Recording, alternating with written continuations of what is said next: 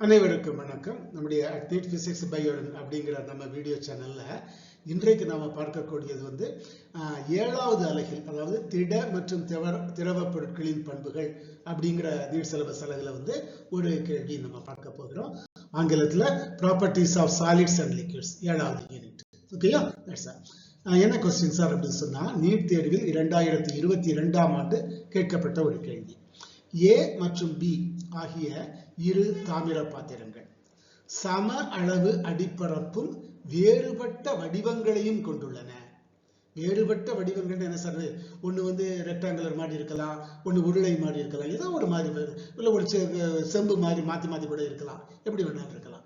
அப்படி இருந்தா என்ன சார் அர்த்தம்? அடிப்பரப்பு சமமாக இருந்தாலும் அவற்றின் பருமன் வெவ்வேறாக இருக்கும் அப்படிங்கிறத புரிஞ்சுக்கணும். ஓகே, இந்த பாத்திரங்கள்ல குறிப்பிட்ட சமமான உயரத்தில் இரண்டிலும் நீர் நிரப்புகிறோம். அப்படி நீர் நிரப்பும் போது ஏ ஆனது பியை போல் இருமடங்கு நீர் கொள்கிறது. கீழ்கண்டவற்றுள் சரியான கூற்று எது? ஏ மற்றும் பியின் அடிப்பரப்பின் மீது அழுத்தம் சமமாக இருக்கும், அழுத்தம் சமமாக இருக்காது. இது ஒண்ணு, இது ரெண்டு. மூணாவது, ஏ மற்றும் பி எடைகள் சமம், பியின் எடை ஏயை காட்டிலும் இருமடங்கு அதிகம். இது சார் சரியான விடை. முதல்ல ஒரு விஷயத்தை பார்த்துக்கணும். அதாவது இரண்டுக்குமே வந்து பரப்பு எப்படி இருக்குது? ஒண்ணு போல இருக்குது. ஆனா இரண்டுலையுமே சமமான உயரத்தில் நம்ம தண்ணீர் நிரப்புகிறோம். ஆனா ஷேப் வந்து, அதாவது அதனுடைய வடிவங்கள் வேற மாதிரி இருக்கிறதுனால வால்யூம், உள்ளே இருக்கக்கூடிய தண்ணீருடைய பருமன் ஏக்கு வேற பிக்கு வேற. பருமன் தண்ணீர் வெவ்வேறு மாதிரி இருந்தா தண்ணீருக்கு வந்து அடர்த்தி கான்ஸ்டன்ட் தான் மாறாது இல்லையா? 1000 கிலோகிராம் பெர் மீட்டர் கியூப். அப்ப அப்படி இருக்கும் பொழுது அதனுடைய நிறை, ஏயில் இருக்கக்கூடிய நிறை வேற, பியில் எடுக்கக்கூடிய நிறை வேற. அப்படி இருக்கும்போது எடை சமமா இருக்குமா? எடை இஸ் ஈக்குவல் டு எம்ஜி. எதனால சார்? பருமன் வெவ்வேறாக இருப்பதால் நிறையும் வெவ்வேறாகத்தான் இருக்கும். சரியா? சரி, அது ஒரு பக்கம். அப்புறம் அழுத்தத்தை பத்தி பார்ப்போம். ஏயை காட்டிலும் பியில் 2 மடங்கு இருக்குமா சார்? இருக்காது. ஏன்னா ஏயில தான் நிறைய தண்ணீர் இருக்குது. அப்ப ஏக்குத்தான் நிறைய நிறை இருக்கும். அதனால பியை விட கூடுதலாக எடை இருக்காது.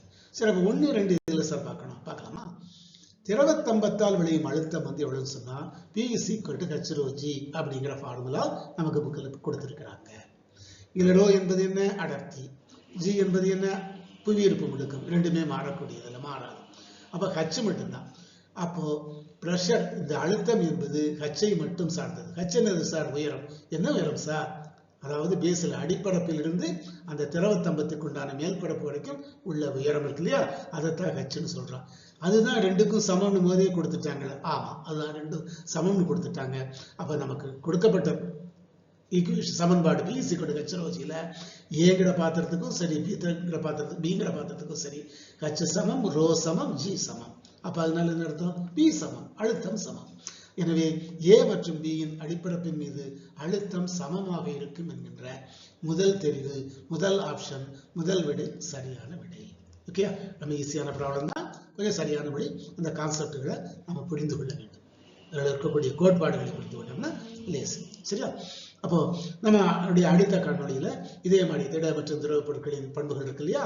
அதாவது 7வது அலகு நீட் சிலபஸ்ல அதுல இன்னொரு கேள்வி வந்து நம்ம பார்க்க போகிறோம். அந்த கேள்வி பார்க்கும் வரை அனைவருக்கும் நன்றி, வணக்கம்.